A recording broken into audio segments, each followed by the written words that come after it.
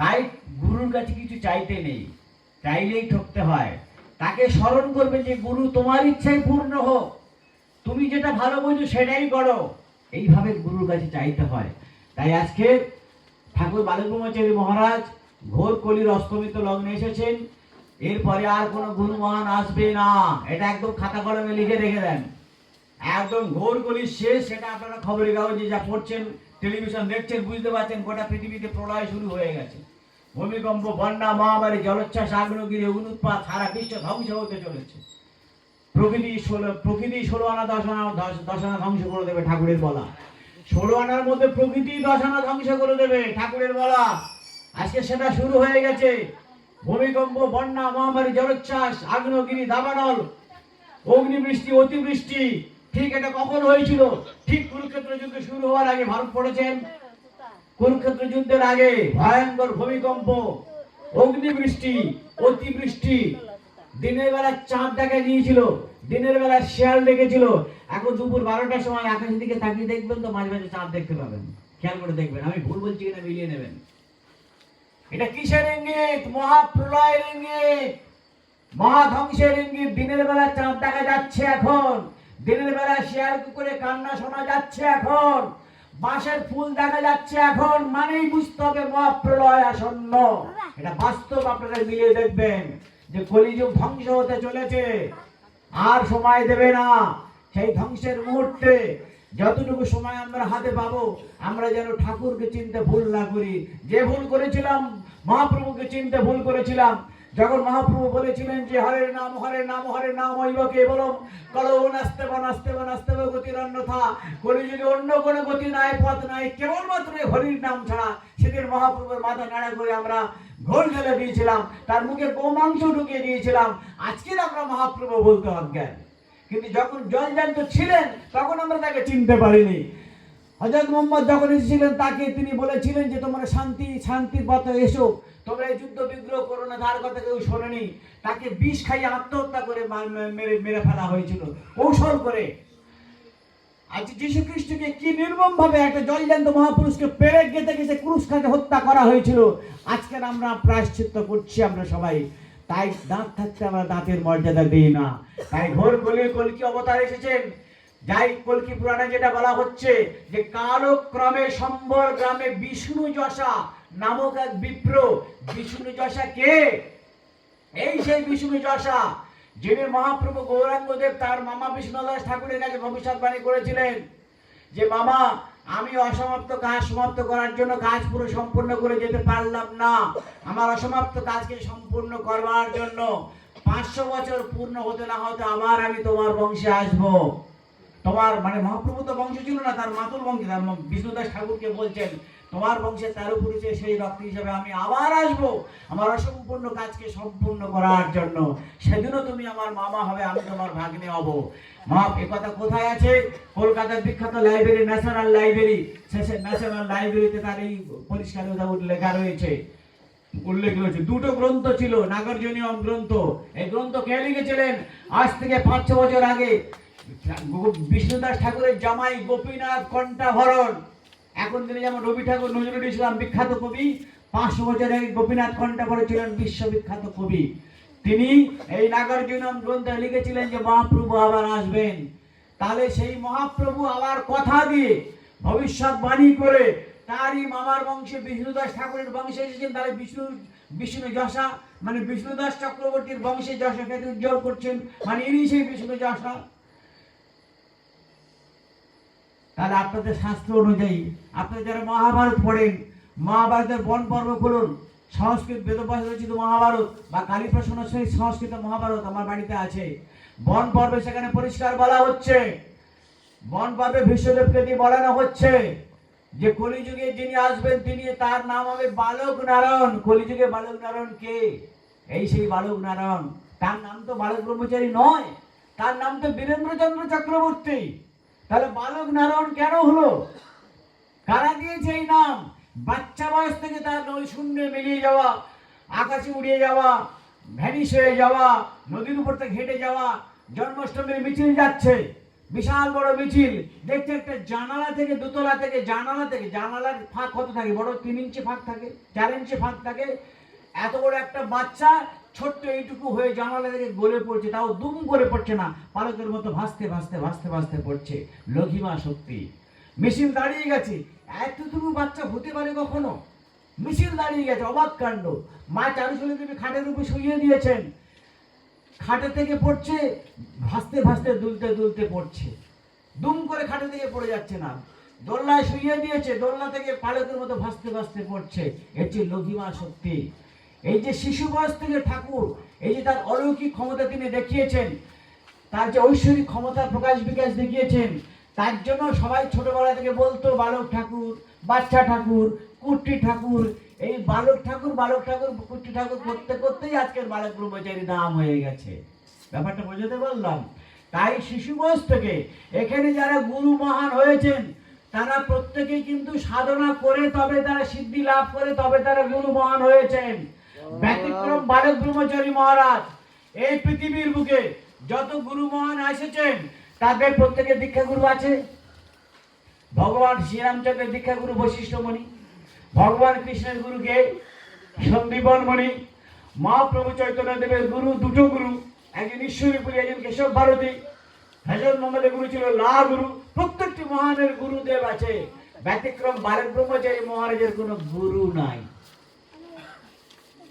তিনি তার কোনো গুরু করতে লাগেনি, অথচ কি অদ্ভুত ব্যাপার, তার যে লক্ষ লক্ষ কোটি কোটি ভক্ত শিষ্য নিজে কানে মন্ত্র দিয়ে, কোন এজেন্টের মাধ্যমে না। ঠাকুর বালক ব্রহ্মচারী মহারাজ কোন এজেন্টের মাধ্যমে তার ভক্তরা দীক্ষা দেবে এরকম সিস্টেম নাই সন্তান দলে।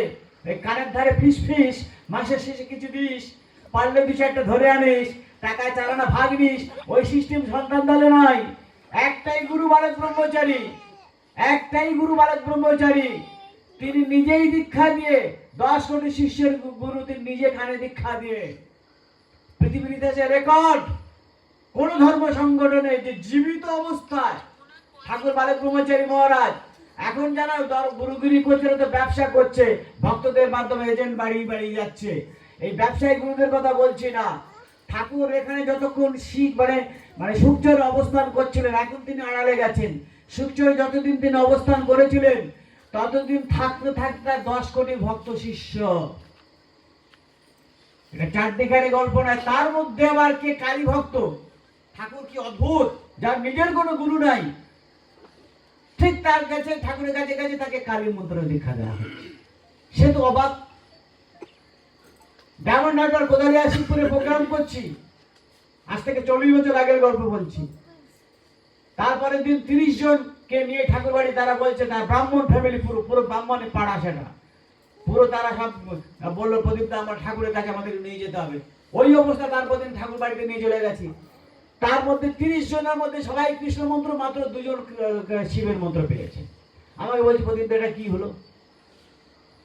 আমি বললাম তোমরা নিশ্চয়ই 2 জনে শিবের খুব ভক্ত। বলছে হ্যাঁ, আর ঠাকুর অন্তর্যামী ধরে ফেলেছেন, ওই জন্য তোমাদের শিবের মন্ত্র দিয়েছে।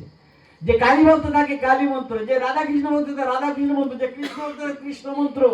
আবার আমাদের সুন্দরবনের এক গুরু ভাই মুসলমান, হ্যাঁ, সে একদম দাড়ি ফাড়ি কেটে দিয়ে, একদম ফ্রেঞ্চ কাটে, একদম সাহেব হ্যাট কোট বুট পরে একদম সাহেবের মতো হয়ে গেছে। দেখি ঠাকুর আমার ধরতে পারে কিনা।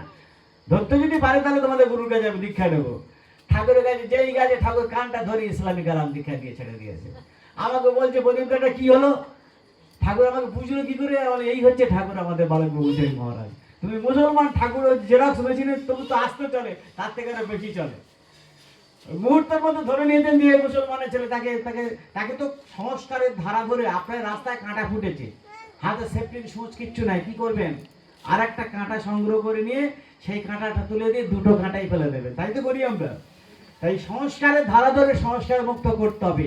তাই কাঁটা দিয়ে কাঁটা তোলার মতো যে ভক্ত তাকে চটানো হলো না, তাকে সেই ধারা ধরে ঠাকুরকে চেনবার সুযোগ করে দিলেন। এই হচ্ছেন বালক ব্রহ্মচারী মহারাজ।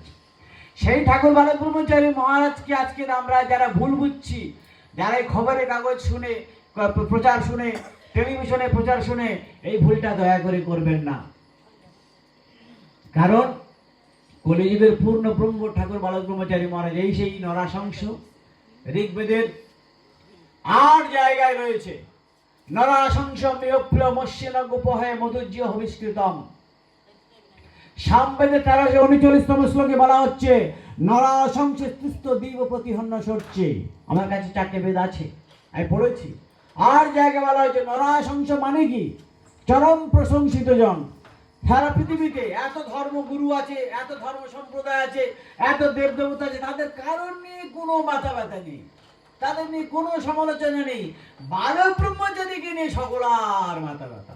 ট্রেটা মেয়ে হাটে বাসে যেতে গেলে বালক ব্রহ্মচারী ও একদম ফালতু ব্যাপার, একদম সমাজ রাজনীতি করে খবরদার যাবে না, সন্তান দল একদম ফালতু ফালতু সন্তান দল করবে না। মানে আমরা যেন কি অপরাধটা না করেছি, যে ঠাকুর শিশু বয়স থেকে আজ পর্যন্ত কত ভক্ত শিষ্য কোটি কোটি একটা টাকা কারো কাছ থেকে গ্রহণ করেনি। একমাত্র বিনা পয়সার গুরু যদি থাকতে হতো কলিযুগে বালক ব্রহ্মচারী বলে একটা টাকা কোনদিন কারো কাছে কোনো ভক্তের কাছে গ্রহণ করেনি। সমাজের উন্নতির জন্য, সমাজ নতুন সমাজ গড়বার জন্য কত চেষ্টা করছে শিশু বয়স থেকে, কোথায় তাকে সহযোগিতা করবে তা না করে আজকের এই সমাজের যারা দুর্যোধনের দল, দুঃশাসনের দল কি করে বালক ব্রহ্মচারীকে খতম করা যায় তার জন্য চেষ্টা করছে, আর অপপ্রচারের পর অপপ্রচার সরিয়ে মানুষকে বিভ্রান্ত করছে। কিন্তু তাতে করে ঠাকুরের গতিকে আটকাতে পারেনি। বালক ব্রহ্মচারী বালক ব্রহ্মচারী মহানকে এত বড় যে মহান, তার সেই গুরুত্বটাকে ম্লান করতে পারেনি এত অপপ্রচার করা সত্ত্বেও। তাই ঠাকুর বালক ব্রহ্মচারী মহারাজ ইনি হলেন সেই কলিযুগের কল্কি অবতার। বেদের সেই ঋগ্বেদের সেই তত্ত্ব অনুযায়ী নরাশংস, তিনি চরম প্রশংসিত জন। সাধু বলুক আর শয়তান বলুক, সবাই তো বালক ব্রহ্মচারীর নামটা বলছে, সবার মুখে মুখে বালক ব্রহ্মচারী। এই নামটা কেন? ট্রেনে টামে বাসে যেখানে দেখবেন সন্তান দলের ছেলেরা কীর্তন করছে, ইলেকট্রিক পোস্টে বসে দেখবেন রাম নাম লেখা। আরে সবাই শুধু ভাবে ফেসবুক খুলে শুধু সন্তান দলের নাম হচ্ছে। মানে চারিদিকে সবাই মানুষ, মানে নেতাগুলো পাগল হয়ে যাচ্ছে, ধর্ম নেতাগুলো পাগল হয়ে যাচ্ছে, রাজনীতির নেতাগুলো পাগল হয়ে, জনগণ ভাবছে যে সন্তান দলের জন্য যে চিতিকাঙ্গার মতো চল, যেখানে যায় রামনগর নাম, দার্জিলিংয়ে বেড়াতে গেলে সেখানেও রামনগর নাম, সব জায়গায় শুধু রামনগর নাম লেখে। এত প্রচার হচ্ছে কি করে? নামের জোয়ার বইছে চারিদিকে। কারণ মানুষ আস্তে আস্তে বোঝার চেষ্টা করছে, বুঝে ফেলেছে যে আমাদের বালক ব্রহ্মচারী মহারাজকে এত চেষ্টা করেও তাকে শয়তান বানাতে পারেনি, তিনি সত্যি সত্যি ভগবান। তাই আজকের মানুষ বুঝতে শিখছে, বোঝার চেষ্টা করছে। তাই বেদের ভবিষ্যৎবাণী অনুযায়ী এই সেই নরাশংস মধুর্য মানে মধুর ভাষী হবেন। মধুর ভাষী মানে কি? খুব মিষ্টি মিষ্টি কথা বলতে বলে মধুর ভাষী না। মধুর্য মানে বেদ বলছে তিনি সর্বজীবের ভাষা জানবেন, তবেই তিনি হবেন মধুর ভাষী। সর্বজীবের ভাষা মানে ঠাকুরের কাছে শুধু পশ্চিমবাংলার মানুষ দীক্ষা নেয়নি, শুধু বিহার উড়িষ্যার মানুষ দীক্ষা নেয়নি, শুধু ভারত নয়, গোটা পৃথিবীর সুদূর আমেরিকার ক্যালিফোর্নিয়া থেকে শুরু করে ইউরোপিয়ান বড় বড় George, Russia, China, Nepal, Bhutan, Sikkim থেকে শুরু করে হিন্দু, মুসলমান, খ্রিস্টান, কংগ্রেস, কমিউনিস্ট, সব দল সম্প্রদায়ের লোক সব সন্তান দলে আছে, বালক ব্রহ্মচারীর কাছে গেছে। এটা একটা কমন প্ল্যাটফর্ম। সন্তান দল কোন রাজনৈতিক দল নয়, কোনো ধর্ম গণ্ডিবদ্ধ দল সম্প্রদায় নয়। মানে এই দলে সবাই আছে, সারা পৃথিবীর সমস্ত সম্প্রদায়ের মানুষ আছে। এটা একটা কমন প্ল্যাটফর্ম। তাহলে এই যে এটা কি করে হলো, এটা কি করে সম্ভব? একটা মানুষ সারা জীবন চেষ্টা করলে বড় জোর 10টা 20টা ভাষা আয়ত্ত করতে পারে। নেতাজি সুভাষ বোস একমাত্র 18টা ভাষা জেনেছিলেন, শুধু নেতাজি সুভাষ বোস 18টা ভাষা জেনেছে, আর বাকি 10-12টার বেশি ভাষাকে আয়ত্ত করতে পারে না। সেখানে সারা পৃথিবীর যে ভাষাভাষীর মানুষ এসছে, ঠাকুর কাছে এসেছে, সে সুদূর অস্ট্রেলিয়া থেকে এসছে, তারা ইংলিশে প্রশ্ন করছে, ঠাকুর বাংলায় উত্তর দিচ্ছে, তারা বুঝতে পারছে।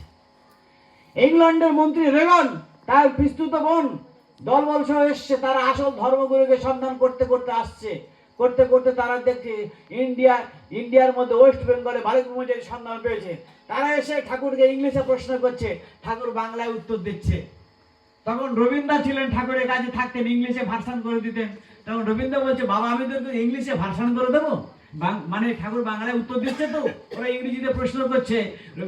রবীন বন্দ্যোপাধ্যায় ছিলেন খুব জ্ঞানবান ব্যক্তি, ঠাকুরের কাছে কাছে থাকতেন, ঠাকুরের চরণ ধরে থাকতেন, আর বিদেশিরা আসলে ইংলিশে ভার্সন করে বলতেন। তখন বলছে বাবা ওদেরকে আমি ইংলিশে ভার্সন করে দেবো, তখন ওরাই বলছে no no no we understand, মানে না না না আমরা বুঝতে পারছি। এরও বিজ্ঞান ভিত্তিক ব্যাখ্যা আছে। এই যে একটা হাটে বাজারে আমরা যখন যাই, হাটের মধ্যে কেউ বলছে দাদা চাল দাও, কেউ বলছে ডাল দাও, কেউ বলছে নুন দাও, কেউ বলছে তেল দাও। আর হাট বাজার থেকে 1/2 কিলোমিটার 1 কিলোমিটার দূরে গেলে কি শুনতে পান? গুম গুম গুম, সব মানুষের কোলাহল মিলে একটাই শব্দ হয়।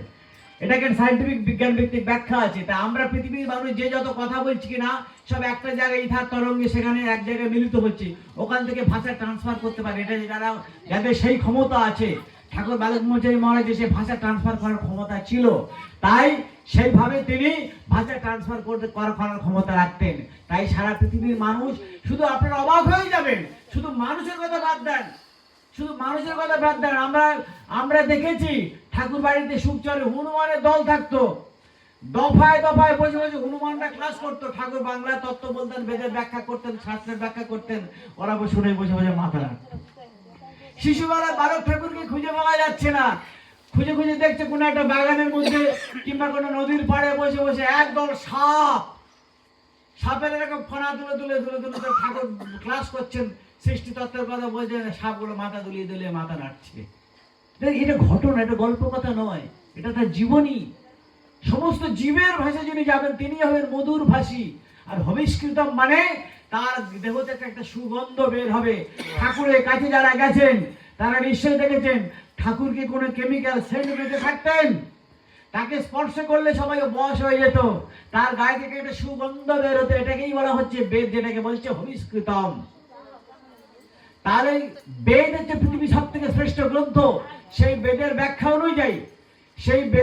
অনুযায়ী এই সেই মধুর ভাষী, এই সেই হবিষ্কৃতম, তিনি এই সেই নরাশংস ব্যক্তি। আপনি অধ্যাত্ম রামায়ণম পড়ুন, অধ্যাত্ম রামায়ণমের উপক্রমণিকায় আছে, নারদ সারা বিশ্ব ভূমণ্ডল পরিদর্শন করে যখন ব্রহ্মার কাছে গিয়ে বললেন যে আমি আমার মানুষ চোখে দেখতে পাচ্ছি, আগামী কলিযুগের মানুষের উদ্ধারে কোন রাস্তা দেখতে পাচ্ছি না, আপনি দয়া করে জানাবেন কি করে কলিযুগের মানুষ উদ্ধার হবে। ব্রহ্মা বললে এই উত্তর আমার পক্ষে দেওয়া সম্ভব নয়। নারদ ছুটে গেলেন বিষ্ণুর কাছে, বিষ্ণুকে বললেন যে কলিযুগের মানুষের উদ্ধারের উপায় কি। স্বয়ং নারায়ণ বলছেন, বিষ্ণু বলছেন আমার পক্ষে উত্তর দেওয়া সম্ভব নয়, তুমি একমাত্র মহাজ্ঞানী শিবের কাছে যাও।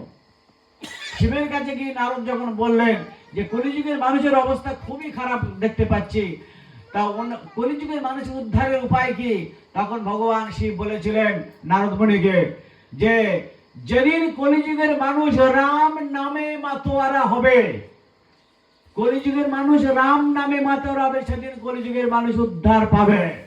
আজকের কলিযুগে রাম নাম প্রচার কারা করছে? ঠাকুর বালক ব্রহ্মচারী মহারাজের ভক্ত সন্তানেরা দিকে দিকে রাম নাম কীর্তন প্রচার করছে। ঠিক কিনা ভুল? ঠিক তো? তাহলে আজকের এই রাম নামে আপনাদের রামায়ণের ভবিষ্যৎবাণী অনুযায়ী আর মহাভারতের ভবিষ্যৎবাণী একটু আগে আমি বললাম বালক নারায়ণের কথা। আপনি কোন শাস্ত্রে যাবেন বলুন, আমি সেই শাস্ত্র থেকে উদাহরণ দিয়ে বলবো। কোন মহাপুরুষের কথা বলবেন, আমি সেই মহাপুরুষের থেকে উদাহরণ দিয়ে বলবো। আপনি বলবেন বুদ্ধদেবের কথা, বুদ্ধদেবের কথা বলবেন তো বুদ্ধদেবের যিনি মরে যাবার আগে তার প্রিয় শিষ্য আনন্দকে বলছেন আমার এবার বিদায় দেবার সময় হয়েছে, তোরা চন্দন কাঠ রেডি কর। তখন প্রিয় শিষ্য আনন্দ শিলভদ্র তারা কান্নাকাটি করছে, গুরুদেব তুমি চলে গেলে আমাদেরকে কে বেদের বাণী শোনাবে? এটা বুদ্ধদেবের জীবনী পড়বেন, বড় বড় লাইব্রেরিতে আছে, বুদ্ধদেবের জীবনী পড়বেন। সেখানে বুদ্ধদেব স্বয়ং বুদ্ধদেব বলছেন, আজ থেকে 2500 বছর আগের গল্প, তিনি স্বয়ং বুদ্ধদেব বলছেন যে আনন্দ কান্নাকাটি করো না, কারণ গুরুদেব বলেছেন চলে যাব আমি, আমার যাবার সময় হয়েছে, তার জন্য কান্নাকাটি করছে। তখন বুদ্ধদেব নিজে বলছেন তুমি কান্নাকাটি করো না, আনন্দ কান্নাকাটি করো না। যেদিন মানুষ এই বুদ্ধের কথা ভুলে যাবে, যেদিন মানুষ এই বুদ্ধের কথা ভুলে যাবে, সেদিন আমার মতো আর এক বুদ্ধ অবতীর্ণ হবেন। এটা বুদ্ধদেবের ভবিষ্যৎবাণী। যেদিন মানুষ এই বুদ্ধের কথা ভুলে যাবে, সেদিন আমার মতো আর এক বুদ্ধ অবতীর্ণ হবেন। তিনি হবেন আমার থেকে অধিকতর জ্ঞান প্রাপ্ত এবং আলোক প্রাপ্ত, এবং আমার সমুদয় ভক্ত তাহাতে যোগ দিবে। এবং আমি যে বেদের তত্ত্ব বলি, তিনি সেই বেদের তত্ত্ব বলবেন পালি ভাষায়। আজকে ঠাকুর বালক ব্রহ্মচারী মহারাজের বক্তব্য যারা শুনেছেন, ঠাকুর যে বেদের ভাষাটা বলতেন পালি ভাষায়, তোমাশিসে তোমাহেসে তোমাশিসে জনম পরহেসে জলম, এই যে বক্তব্য আছে না ঠাকুরের ভাষণে, যারা ঠাকুরের ভাষণ শুনেছেন, এই ভাষাটা ঠাকুর কোন স্কুল থেকে শিখেছেন? এই পৃথিবীতে পালি ভাষা কোথাও আছে? নেপালের দিকে টুকিটাকি আছে, পালি ভাষা গোটা পৃথিবী থেকে অবলুপ্ত। এই যে আমরা বাংলা ভাষা বলছি, এই বাংলা ভাষার জন্ম কোত্থেকে? সংস্কৃত ভাষা থেকে। আর সংস্কৃত ভাষার মাদা কোত্থেকে এসছে? প্রাকৃত ভাষা থেকে। যারা বাংলা অনার্সের ছাত্র তারা বলতে পারবেন, প্রাকৃত ভাষা থেকে এসেছে। আর প্রাকৃত ভাষা এসেছে পালি ভাষা থেকে, আদি ভাষা পালি ভাষা। সেই পালি ভাষা ঠাকুর কথায় কথায় বক্তব্য, মাঝে মাঝে কথায় কথায় তিনি পালি ভাষা বলতেন। ঠাকুর কোন স্কুল থেকে ভাষা শিখলেন? এখানকার তিনি লেখাপড়ার সুযোগই তার হয়নি, এখানে তার লেখাপড়ার সুযোগই হয়নি। এই 9 পর্যন্ত পড়াশোনা, তিনি তাহলে পালি ভাষা শিখলেন কোত্থেকে? তাহলে এই যে তিনি এই যে পালি ভাষা বলতেন, বুদ্ধদেবের ভবিষ্যৎবাণী অনুযায়ী যে তিনি হবেন আমার থেকে অধিকতর জ্ঞান প্রাপ্ত এবং আলোক প্রাপ্ত, এবং আমার সমুদয় ভক্ত তাহাতে যোগ দিবে। এই যে বুদ্ধদেবের ভবিষ্যৎবাণী অনুযায়ী এই সে পালি ভাষা এবং বেদের তত্ত্ব। এই যে বেদের কথা একমাত্র ঠাকুর বালক ব্রহ্মচারী মহারাজ বলেন, বেদের ব্যাখ্যা করেন। আপনি যীশু খ্রিস্টের কথা বলবেন 2500 বছর আগে, এই 2000 বছর, 2025 সাল চলছে এটা। যীশু খ্রিস্ট যখন তাকে মারা হলো কেন? পেরে গেতে গেতে তাকে মারা হলো কেন? তার কারণটা কি? তার কারণটা হলো এটাই, যীশু খ্রিস্ট তিনি একটা কথা সত্যি কথা বলে ফেলেছিলেন যে তোমরা যদি আমার কথাগুলিকে বিশ্বাস করো, তোমরা যদি আমার মাইন্ডেড কথা, অন্য কথা হবে না, তোমরা যদি আমার কথাগুলিকে বিশ্বাস করো, তবে আমি আমার পরম পিতার কাছে গিয়ে প্রার্থনা করব যে হে পরম পিতা, তুমি ওদের একটা চিরশান্তির ব্যবস্থা করো।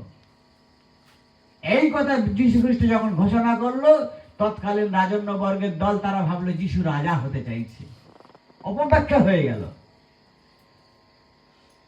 সেই অপরাধে তাকে পেরেক গেতে হত্যা করে দেওয়া হলো। তিনি এক বলতে চাইলেন যে তোমরা যদি আমার কথাগুলিকে বিশ্বাস করো। যীশু কখনো নিজেকে ভগবান বলে দাবি করেন, তিনি বলতেন আমি ঈশ্বর পুত্র, বলতেন না? আমি ঈশ্বরের পুত্র।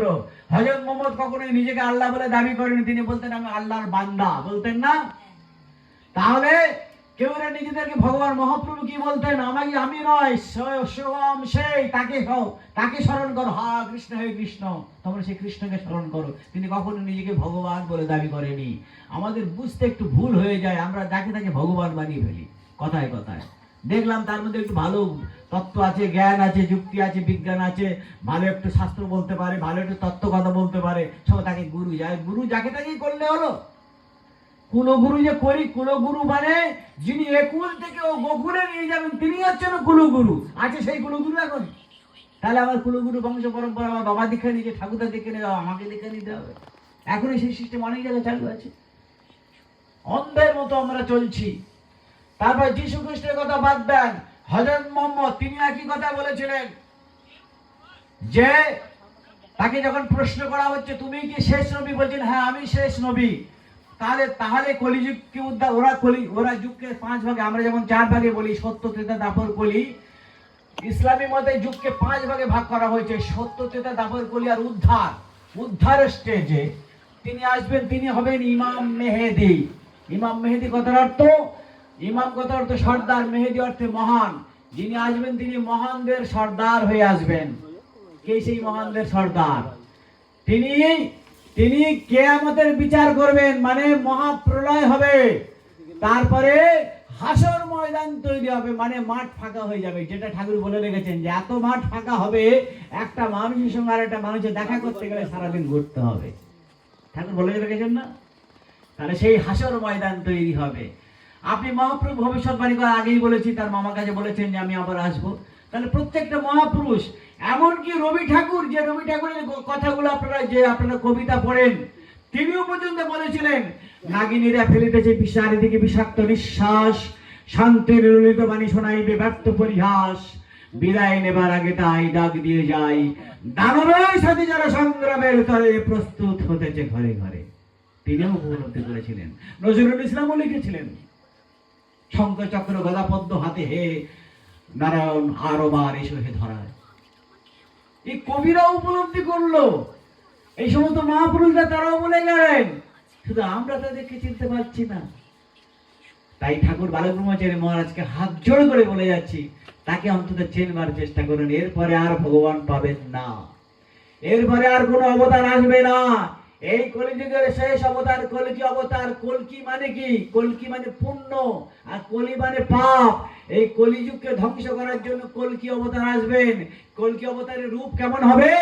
না রূপ হবে না তিনি শ্বেত শ্বেত অশ্ব চেপে আসবে, খড়গ হাতে আসবে। এটা কলকি পুরাণে রূপক হিসাবে ব্যবহার করা হয়েছে। কোন মানুষ কি ওই মাতৃজঠর থেকে জন্মগ্রহণ করে তখন কি ঘোড়ায় চেপে জন্মগ্রহণ করে? আসলে শ্বেত অশ্ব মানে তিনি সত্যের প্রতীক হয়ে আসবেন। আর খড়গ হাতে আসবেন না, কলকি অবতার জ্ঞান খড়গকে হাতে নিয়ে আসবেন। আমাদের বুঝতে একটু ভুল হয়েছে। কলকি অবতার আসবেন, এবং কলকি অবতার কখন আসবেন? কলিরাজকে যখন রাজত্ব করতে দেওয়া হয়, তাকে 3টে শর্ত দেওয়া হয়েছিল। এই 3টে শর্ত যদি তুমি ভঙ্গ করো তাহলে কিন্তু আমি যেতে বাধ্য হব। কোন সেই 3টে শর্ত? যে তোমার রাজত্ব যেন কোনো মাতৃহরণ না হয়। আজকে মাতৃহরণ হচ্ছে না?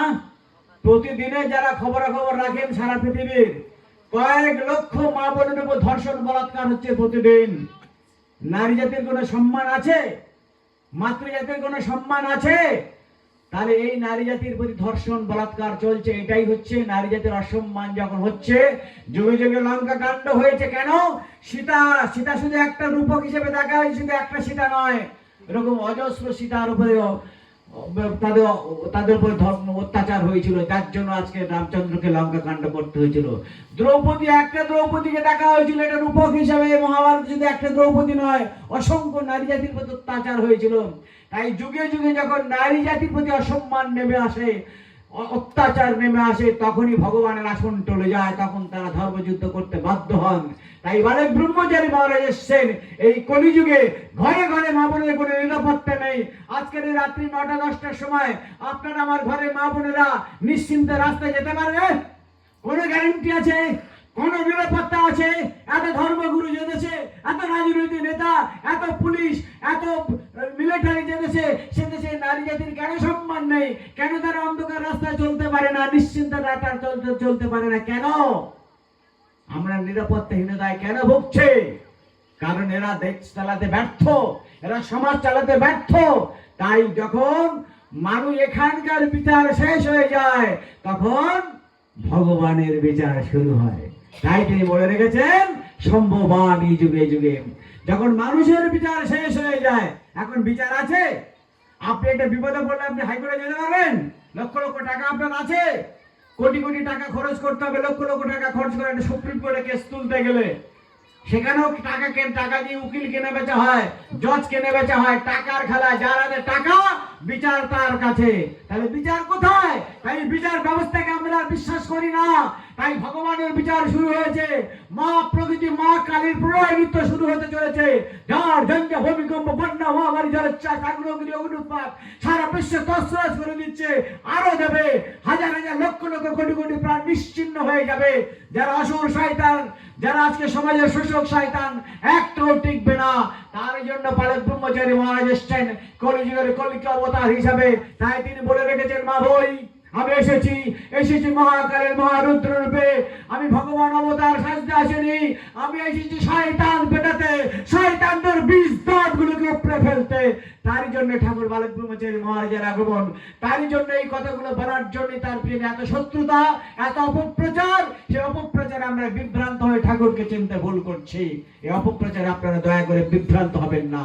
তাই আপনাদের কাছে হাত জোড়ে করে বলছি, এই মহানকে আপনারা চিনে নেন, জানার চেষ্টা করুন, বোঝার চেষ্টা করুন। আর তিনি এই যে রাম নাম কীর্তন দিয়েছেন, এই কীর্তন হচ্ছে কলিযুগের শেষ নাম।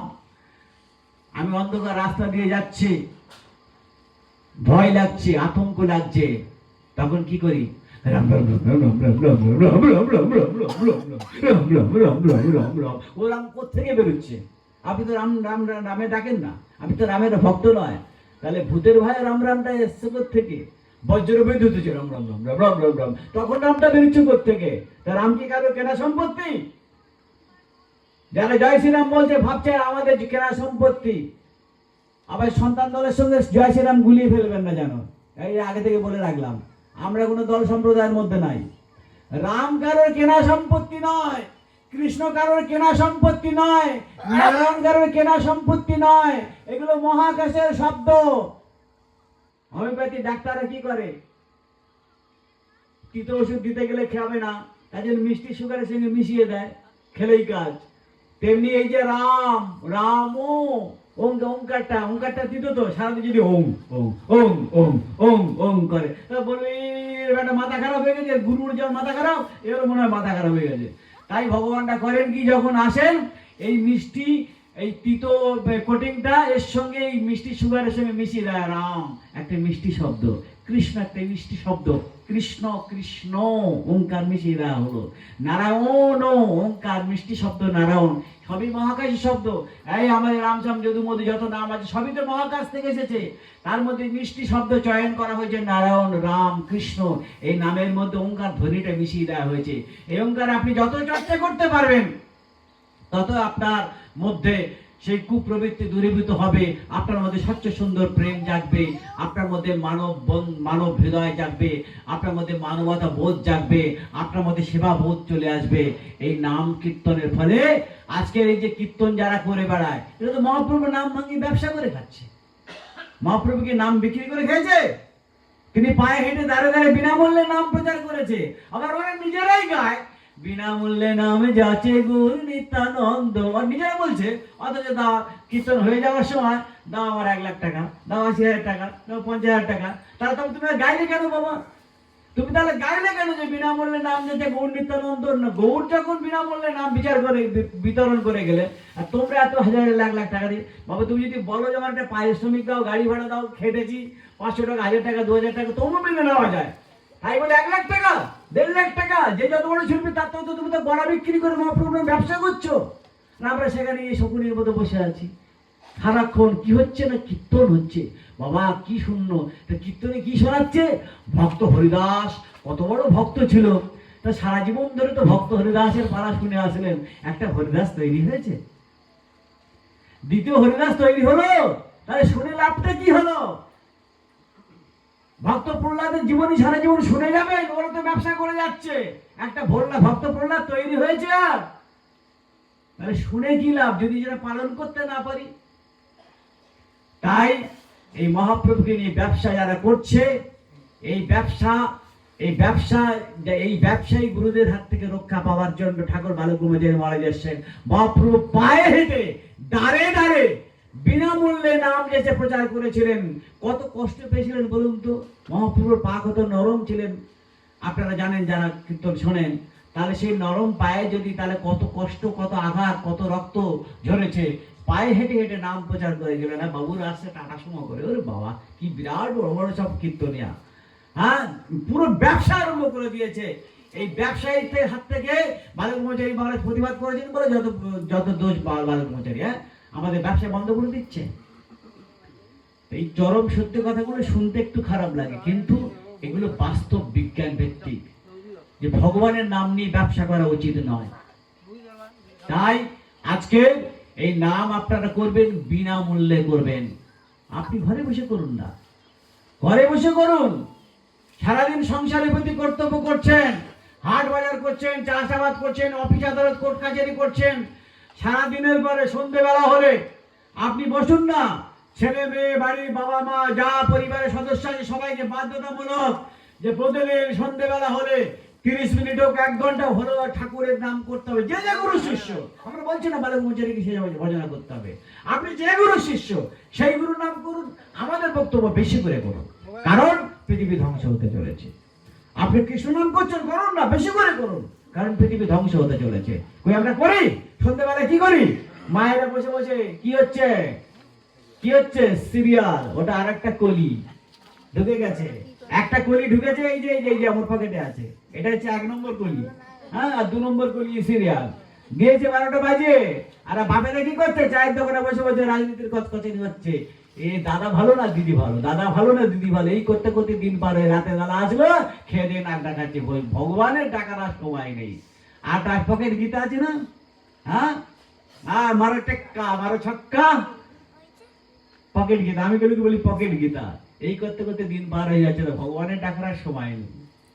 ভগবান এত সময় দিয়েছে, 24 ঘন্টা আমরা সময় পাচ্ছি। 24 ঘন্টার মধ্যে আমরা যত যত ঘুমাই না কেন 8 ঘন্টা বেশি ঘুমাতে পারি না এখনকার মানুষ। যত পরিশ্রম করি না কেন 6 থেকে 8 ঘন্টা বেশি আমরা পরিশ্রম করতে পারি না। তাহলে 3 8 24, বাকি 8 ঘন্টার হিসাব দিতে পারবেন? আমি ভুল বলছি? 8 ঘন্টা ঘুমাচ্ছেন, 8 ঘন্টা পরিশ্রম করছেন, বাকি 8 ঘন্টার মধ্যে আমরা কি 1 ঘন্টা টাইম পাই না ভগবানকে ডাকার জন্য? আমরা সেই সময়টুকু পাই না, ভগবানের ডাকার সময় নেই। আর যদি ভুল করে আপনার বাড়ির ছেলে মেয়ে একবার কৃষ্ণ হরে কৃষ্ণ বলে ফেলেছে, এখন এসব কি এসব কি নাম কীর্তন এখন হলো বুড়ো বয়সে করবি, যখন আর মানে কথা বলার ক্ষমতা থাকবে না, হ্যাঁ, দাঁত ফাঁত পড়ে যাবে, তখন আর হরে কৃষ্ণ তো বলতে পারবে না, হলো কিন্তু তখন হবে, তখন বলবে। এখন কি না, তো মানুষ মানুষ মানে কি, আমাদের মানুষের ব্যাখ্যাটা কি? বিদ্যা শিক্ষা দিয়াতে, মানে বিদ্যা শিক্ষা আমাকে পরম জ্ঞান দান করবে। লেখাপড়া শেখা মানে আমাদের গার্জেনদের ধারণা হয়েছে লেখাপড়া শেখা মানে ছেলে মেয়ে চাকরি করবে। এটা হচ্ছে প্রকৃতপক্ষে মানুষ হওয়া। বিদ্যা শিক্ষার মাধ্যমে যে জ্ঞানী হওয়া, সেটা এখন চাকরি পাওয়ার জন্য এখন লেখাপড়া শেখা। এটাই হচ্ছে প্রকৃত মানুষ। যে যার ভালো, যত বড় র্যাঙ্কে চাকরি করতে পারে সে তত বড় ধরনের মানুষ। তা এই যে সমাজটা যে ভুল পথে চলছে, তাই আমরা অশান্তিতে ভুগছি। আমার যে দাদা শ্বশুর, মানে আমার গিন্নির যে মানে দাদা শ্বশুর, মানে আমাদের ওতদ অঞ্চলের মানে সবচেয়ে বড় চালের গলা, মানে আমার গিন্নির আপন মামা তার ঠাকুরদা আর কি, মানে আমাদের ওখানে গোচরণ স্টেশনের ওপারে সূর্যপুর, ওখানে বিশাল বড় চালের গোলা। আপনাদের এই বর্ধমান জেলার থেকে যত চালের মানে 4টে 5টে চালের গোলা। আমি সেই বাড়ির মেয়েকে বিয়ে করেছিলাম। তো আমি যেহেতু দাদু হয়, দাদা শ্বশুর, তো দেখি রাতের বেলা বন্দুক কাঁধে করে সারা 3 তলার পাইকারি করে।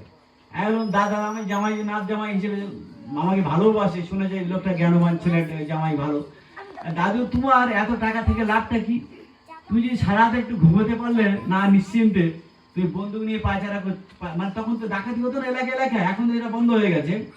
ডাকাতের ভয়ে তুমি সারা ঘুমাতে পারছো না, আর দিনের বেলা তোমার সুগারে ভুগছো, ভালো মন্দ খেতে পারছো না, তোমার টাকার দামটা কি দেবে? তোমার এই লাখ লাখ কোটি কোটি টাকার কি মূল্য রয়েছে? হ্যাঁ, নাচ জামাই কি বলে, আমি ঠিকই বলেছি, তুমি ভালো করে খেতেও পারো না, ভালো করে ঘুমাতে পারো না, তুমি ভগবানকেও ডাকো না। যাও, নাচ জামাইয়ের কথা রাখতে একটা শিব মন্দির বানিয়ে দিয়েছে, সেখানে আমাদের নাম কীর্তন করার সুযোগ দিয়েছে। তুমি অন্তত ভগবানের নামটা মরার আগে অন্তত করে যাও। তুমি এত টাকা, তোমার কোনো দাম নাই। এটা বাস্তব সত্যি কিনা? আপনারা যে এত খাটছেন সংসারের জন্য, এত যে পরিশ্রম করছেন, আপনারা কেউ শান্তিতে আছেন? কেন নেই? আমরা যখন মায়ের জঠরে ছিলাম, হেষ্টমুন্ডি ছিলাম, মাথাটা নিচের দিকে আর পাগুলো উপরের দিকে, আর যে ব্রহ্মতালু নরমাংস, এটা নরমাংস তো, আর প্রত্যেকের প্রত্যেকের পেটে কিন্তু কৃমি আছে, ছোট ছোট কৃমি পাকা করে এই নরমাংসে কুরকুর করে কামড়ায়। তখন আমার ভগবান, তখন তো আলো, পৃথিবীর আলো পাইনি, হ্যাঁ, তখন ঈশ্বরের কাছে প্রার্থনা করে, হে ঈশ্বর, তুমি আমাকে পৃথিবীর আলো জল মাটি বাতাসে রূপ দেখাও। হ্যাঁ, আমি নরক জলে কৃমি কীটে যন্ত্রণা সহ্য করতে পারছি না, আমি যতদিন বাঁচবো তোমাকে আমি তোমার নাম স্মরণ করব। ব্যাস, স্রষ্টা আমাকে বাইরে বার করে দিলেন, আলো জল মাটি বাতাসে রূপ দেখালেন, 2-4টা ইংরেজি হিন্দি বাংলা বলতে শিখলাম, 2-4 টাকা ইনকাম করতে শিখলাম।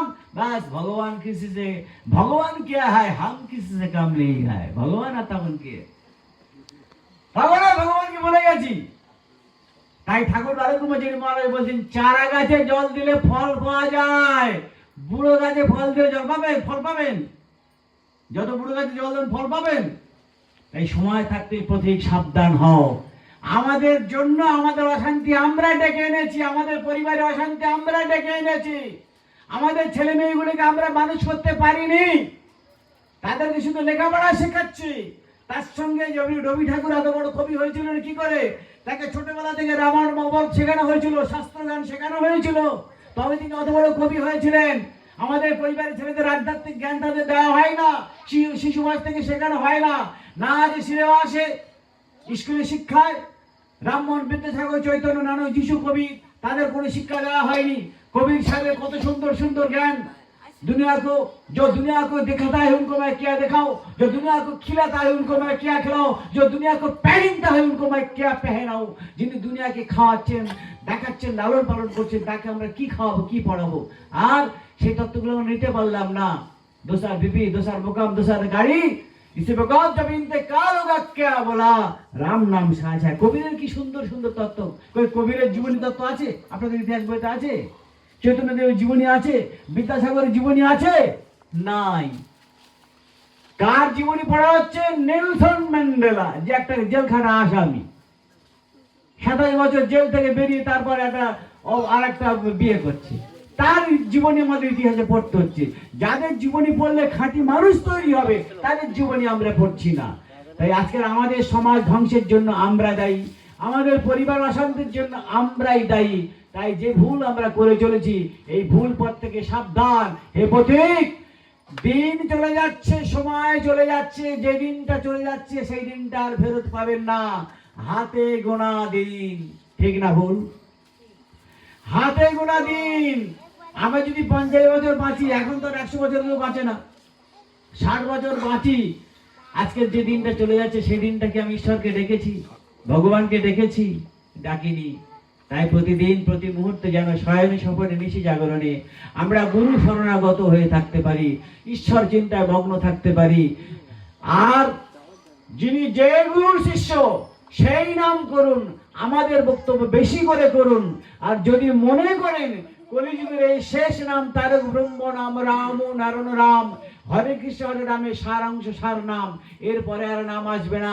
যিনি মহাপ্রভু গৌরাঙ্গদেব নাম দিয়েছিলেন হরে কৃষ্ণ কৃষ্ণ কৃষ্ণ হরে হরে, হরে রাম রাম রাম হরে হরে, সেই মহাপ্রভু আবার নতুন করে নাম দিয়েছেন, ছোট্ট করে নামটাকে দিয়েছেন রাম ও নারায়ণ রাম। সত্য যুগে নাম ছিল নারায়ণ পরাবেদে, নারায়ণ পরাক্ষটে, নারায়ণ পরাবতী, নারায়ণ পরামুক্তি। অত বড় নাম সত্য যুগের নাম, কলিযুগে চলবে না। ত্রেতা যুগের নাম ছিল রাবণ, অনন্ত, মুকুন্দ, মধুসূদন, কৃষ্ণ, কেশব, কংসের, হরে, বৈকুণ্ঠ, বামন। ওটা ত্রেতা যুগের থিওরি, ও থিওরি এখন চলবে না। দ্বাপর যুগের নাম ছিল হরে, মুরারে, মধুকৈটুব, বারে, গোপাল, গোবিন্দ, মুকুন্দ, সৌরে, যজ্ঞেশ্বর, নারায়ণ, রাষ্ট্রাম, কৃষ্ণ, বিষ্ণু, জগদীশ রক্ষ। ও নাম চলবে না। কলিযুগে আমরা বড় ভাগ্যবান, দুটো নাম পেয়েছি, হরে কৃষ্ণ কৃষ্ণ কৃষ্ণ হরে হরে, হরে রাম রাম রাম হরে হরে। কলি শাস্ত্রকারীরা কলিযুগকে 3 ভাগে ভাগ করেছেন, কলি, ছলি আর বলি। এই কলিযুগ হচ্ছে, কলি মানে পাপ আর কলকি মানে পুণ্য। এই কলির প্রথম আদেশ ছিল, আসলেন মহাপ্রভু কৃষ্ণ নামের ইয়ে দিয়ে তিনি মাটিটাকে উর্বর করে গেলেন, আর তারপরে বীজ ছিটানোর জন্য আসলেন, নামটাকে ছোট্ট করে দিলেন। সেই মহাপ্রভু কথা দিয়ে ঠাকুর নিজে হরে কৃষ্ণ নাম করেছেন। তিনি 1960-এর দশক পর্যন্ত তিনি নিজে হরে কৃষ্ণ নাম করেছেন, 67 সাল পর্যন্ত তিনি হরে কৃষ্ণ নাম নিজে করেছেন। তারপরে ঠাকুর নিজেই বললেন, আজ থেকে হরে কৃষ্ণ নামের নামে যুগ শেষ। কারণ সময়টা বড্ড কম রে, মানুষের আয়ু বড় কমে আসছে রে, আর অত বড় নাম করার মানুষের সময় নাই। এই নামটাকে আমি সংক্ষিপ্ত করে দিলাম, কিন্তু পাওয়ারটাকে বাড়িয়ে দিলাম। কিরকম? হরে কৃষ্ণ কৃষ্ণ কৃষ্ণ হরে হরে, হরে রাম রাম রাম হরে হরে। 4টে কৃষ্ণ 4টে রাম, 32 অক্ষরে। যিনি মহাপ্রভু কৃষ্ণ নাম দিলেন, তিনি আবার দিচ্ছেন রামানন্দ নাম। রাম নারায়ণ রাম, 8 অক্ষরে 3টে ওঙ্কার ধ্বনি। 8 অক্ষরের যদি 32 অক্ষরে গান, তাহলে 4 8 32, তাহলে 3 4 12টা ওঙ্কার ধ্বনি হচ্ছে। তাহলে 4টে ওঙ্কার ধ্বনি বেশি, অথচ নামটা ছোট। রাম নারায়ণ নাম, হাতে কাম মুখে নাম। কাজ করছেন, বান্না বাটছেন, এখনো বান্না বাটা নেই যদিও, কুণ্ড করছেন, রান্না করছেন, গুনগুন করে রাম নারায়ণ রাম। রাম নারায়ণ বলে কি সন্তান করতে হবে? আমি আগেই বলেছি, রাম নারায়ণ কৃষ্ণ কারো পৈতৃক সম্পত্তি নয়। রাম নারায়ণ কীর্তন করলে কি সন্তান করতে হবে? বালক ব্রহ্মচারী পুজো করতে হবে? দরকার নেই, কীর্তনটা করুন। ওর মধ্যেই তিনি কাকে পেলে আপনি পেয়ে যাবেন, সাড়া পেয়ে যাবেন, ঠিক অন্তর দিয়ে যদি ডাকেন। আপনি বিপদে পড়েছেন, আজকে এই অভাগার কথাটা শুনে যান, বিশ্বাস করতে বলছি না।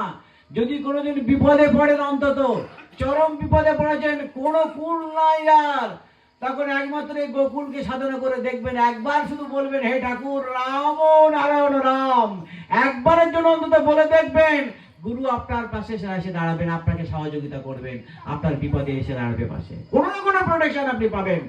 এই নামের এত বড় ক্ষমতা, কলিযুগের শেষ নাম অধিক শক্তিশালী করে তিনি দিয়েছেন, সেই নাম আপনারা দয়া করে করবেন। ঘরে ঘরে এই অনুরোধ রেখে ঠাকুরকে চিনতে ভুল করবেন না, যে ভুল করেছিলাম মহাপ্রভুকে চিনতে, সেই ভুল আর করবেন না। সেই মহাপ্রভু আবার নবরূপে নবসাজে এসেছেন, সেই মহাপ্রভুকে চিনে নেন, বুঝে নেন, জেনে নেন। আর আগামী দিন যে মহাপ্রলয় আসছে, সেই মহাপ্রলয়ের হাত থেকে বাঁচতে গেলে এই নাম ছাড়া আর গতি নেই। নাম হইব কেবলম। ঘরে ঘরে নাম করুন, মিলেমিশে থাকুন, সবাই মিলে শান্তিতে থাকুন, পরিবারের সবাইকে নিয়ে নাম করুন। এই নাম ছাড়া কলিযুগে অন্য কোনো গতি নেই, পথ নেই। সবাইকে রাম নাম রাম, রাম নাম রাম, রাম নাম রাম।